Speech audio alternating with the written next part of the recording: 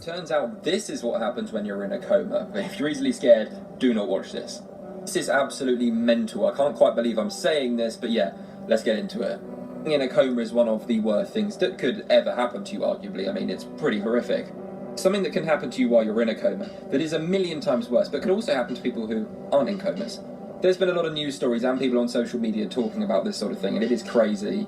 There's been a lot of different people coming out talking about their experience inside of a coma.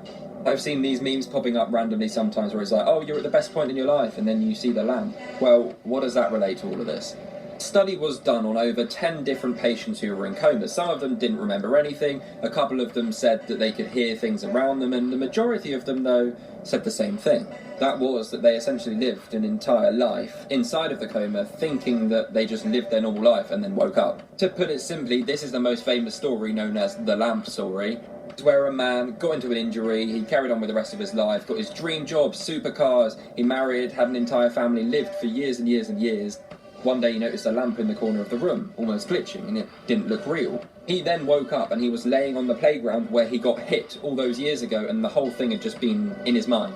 And he'd only been there like a split second. Which is absolutely insane, but it is genuinely true, and that is how clever the brain is. It can imagine an entire life and existence, even when it's not there, and make 5 minutes feel like 50 years to this one guy. The point is, a lot of people who have been in comas and the studies that were done show they've had similar experiences thinking that they already were living.